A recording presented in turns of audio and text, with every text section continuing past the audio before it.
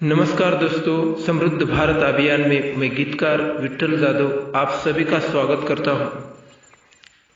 आज दोस्तों महंगाई देश में दिनों दिन बढ़ती जा रही है। एक तरफ आम इंसान का आय का स्रोत घट रहा है, लॉकडाउन पे लॉकडाउन हो रहे, कोरोना महामारी सता रही है, और दूसरी तरफ आय घट रहा है दोस्तों। पेट्रोल के दामों में बढ़त हुई है, रेल के फेयर भी 2 गुना 3 गुना हो गए, 3 गुना हो गए दोस्तों, और पेट्रोल प्लेटफॉर्म टिकट बढ़ गए।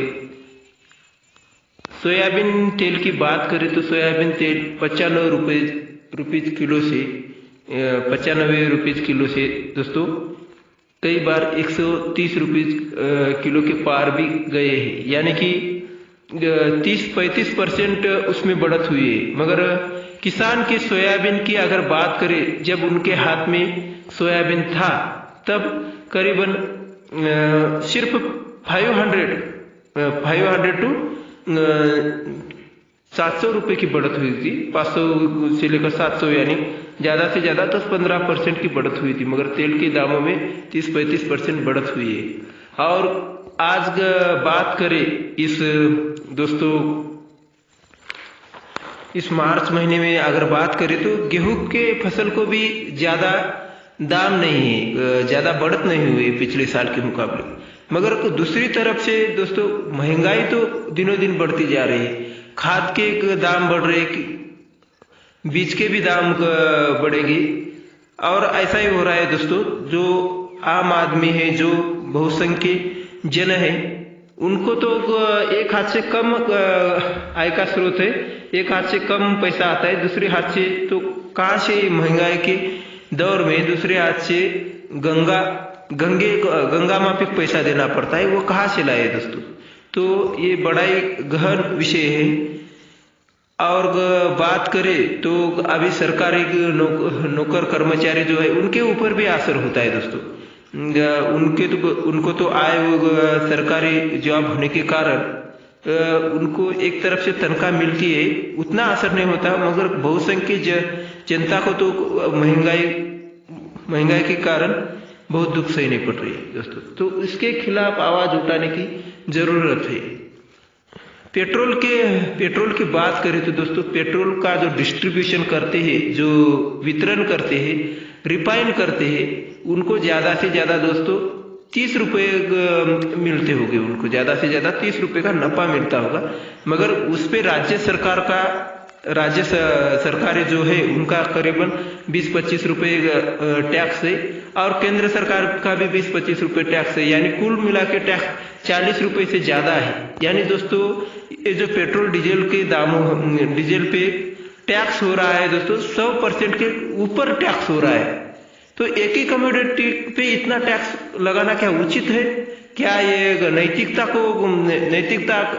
से सही है दोस्तों? मेरे ख्याल से ये सही नहीं है। एक ही कमोडिटी पे अगर टैक्स लगाएंगे तो उसका असर बहुसंख्य जनता पर बुरा होगा, और इसकी सबसे कीमत ज्यादा आम गरीब जनता को चुकानी पड़ती है दोस्तों। ये पेट्रोल डीजल के कारण हर चीजों के दाम बढ़ते हैं, ट्रांसपोर्टेशन का खर्चा बढ़ता है, तो उसमें कैस्केडिंग इफेक्ट आता है। इसलिए उस पर तो ज्यादा टैक्स नहीं होना चाहिए। उसके ऊपर राज्य सरकारों ने भी टैक्स कम करना चाहिए, और केंद्र सरकार ने भी टैक्स कम करना चाहिए। तो दोस्तों इस महंगाई की खबर लेने मैंने एक गीत लिखा है, तो आज एक गीत आपको सुनाता हूँ। हाय हाय ये महंगाई, पेट्रोल दर में चढ़ाई, इसने जो आग लगाई, ये पल पल बढ़ती जाए।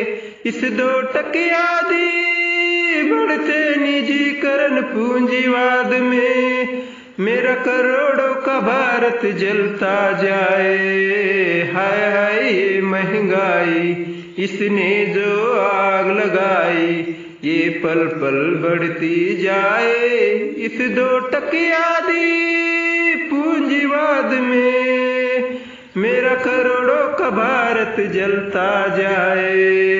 हाय हाय महंगाई, कितने दिनों से आस लगाए बैठे हैं, कब खिलेगा आंगन। वे तो कब के भूल गए जिसने जन को दिए थे अच्छे दिनों के वचन, जो खिलाने चले वतन पक्ष नेताओं की कट्टर अंधभक्ति उनके आड़ आए। इस 2 टकिया दी अंधभक्ति में, इस 2 टकिया दी अंधभक्ति कितनी देश में धूम मचाए। हाय हाय महंगाई इसने जो आग लगाई, ये पल पल बढ़ती जाए।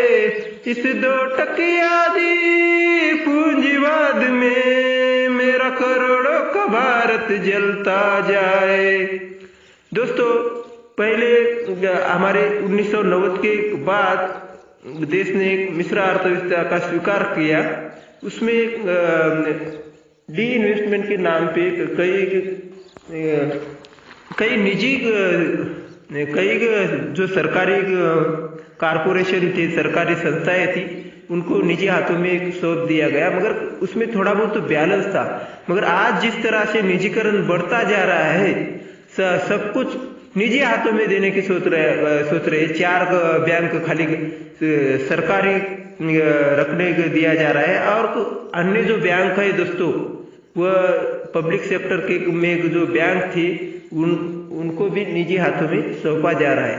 इसके कारण दोस्तों, इसके कारण ब्याज के दर बढ़ सकते हैं। ब्याज के आज पब्लिक सेक्टर में जो बैंक है उनमें ब्याज के दर होते हैं ज़्यादा से ज़्यादा 8 से 10-12% होते हैं ज़्यादा से ज़्यादा। और निजी बैंकों की ब्याज के दर कितनी है दोस्तों? कई निजी बैंक का हम जो उनके पास पैसा रखते उन पर ज़्यादा से ज़्यादा 7 से 9% देते, और उनके वो जो लोन पे देते हैं उस पर ब्याज दर करीबन दोगुना होता है, 13% तक ब्याज दर है दोस्तों। अगर सब कुछ निजी हो जाएगा तो इसका ब्याज का दर भी वो इंटरेस्ट भी बढ़ेगा, करीबन इंटरेस्ट 20% तक भी जा सकती है दोस्तों, क्योंकि उनको एक कंपटीशन के लिए पब्लिक सेक्टर में बैंक नहीं रहेंगे, और जो सरकारी योजनाएं होती है वह तो पब्लिक सेक्टर के बैंकों के थ्रू अनमोल होती है। उसमें दोस्तों उनका एग्जीक्यूशन होता है। तो पब्लिक सेक्टर में के जो बैंक है उसका बड़ा ही महत्व है।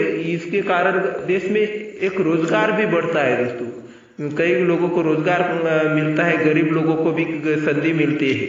मगर यह निजी बैंक जब बढ़ेंगे तब दोस्तों जहाँ 5 लोगों की जरूरत है वह 3 लोगों पे भी काम चलाएंगे दोस्तों। तो ऐसे कई सारे इसके साइड इफेक्ट्स होने वाले।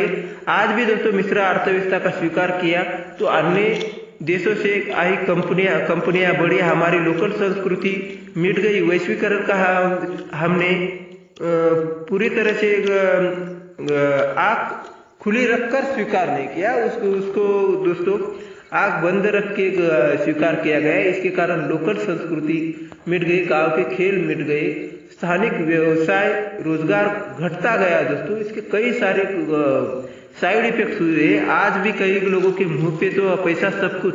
ये ऐसे जहरी सोच आई है, जब निजीकरण बढ़ेगा लाभ ही सब कुछ हो जाएगा तब उसका क्या असर होगा दोस्तों, इसकी कल्पना भी नहीं कर सकते।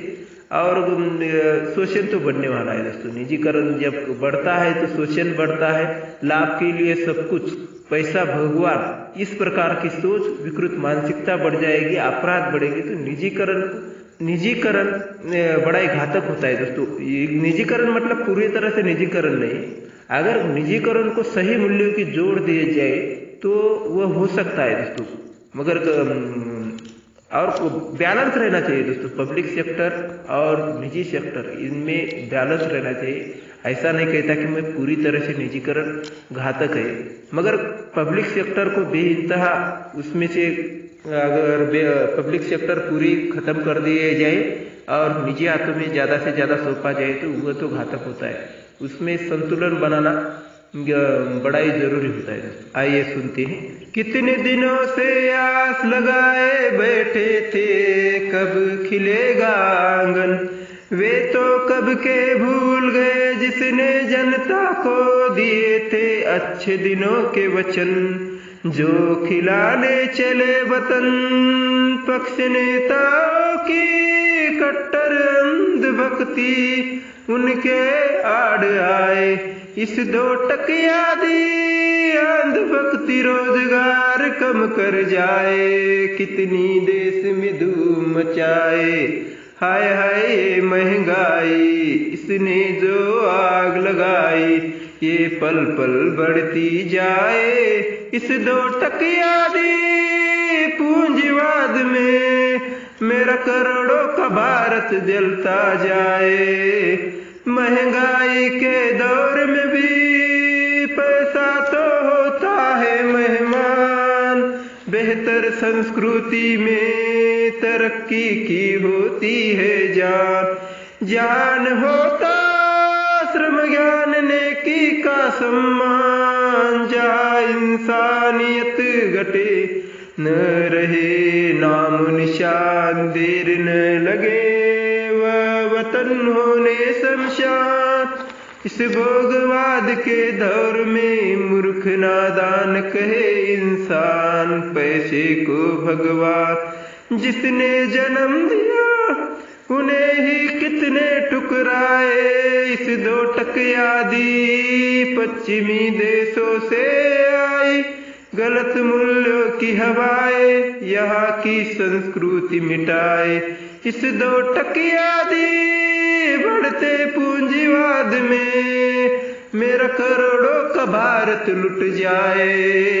हाय हाय महंगाई, हाय हाय महंगाई, खाद्य तेल रेल फेयर साड़ी मखमल चादर आदि के दाम गगन छुए, गेहूं मजदूरी फसल इनकी तो उतनी भी जग में कीमत न होए। तुम ही बताओ जब एक हाथ से प्याला बिच जल आए, तो दूसरे हाथ से देने का से गंगा लाए।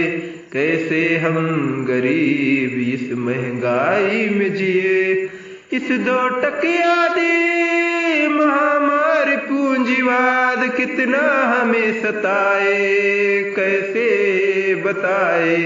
हाय हाय महंगाई इसने जो आग लगाई, ये पल पल बढ़ती जाए इस 2 टकिया दी पूंजीवाद में, मेरा करोड़ों का भारत जलता जाए।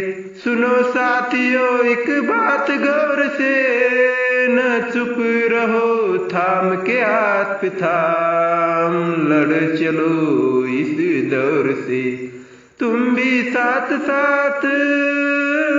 याद रख लो अपनी किस्मत, बदलना हालत नियंत्रण ये जगत, कुछ अपने भी होता है कर। सुन ले साथी भाई गलियों में खाद्य तेल आदि का निर्माण कर, बन चलो आत्मनिर्भर, खोज निकालो तुम भी बढ़ते भोगवाद पूंजीवाद से लड़ने के कुछ तो नए डगर। जो महंगाई चढ़ी शिखर तभी तो जाएगी उतर, इस 2 टकिया दी भोगवाद बढ़ते पूंजीवाद में देश जल जाए। उसे काबू में रखने करने बाय बाय देश प्रयास करे आग बुझाए, तब देश में शहर खिल जाए।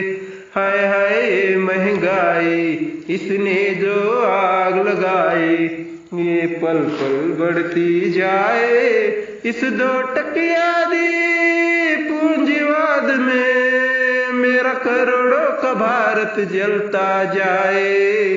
हाय हाय महंगाई इसने जो आग लगाई, ये पल पल बढ़ती जाए इस 2 टकिया दी भोगवाद में, इस 2 टकिया दी बढ़ते निजीकरण में, मेरा करोड़ों का भारत जलता जाए। मेरा करोड़ों का भारत जलता जाए।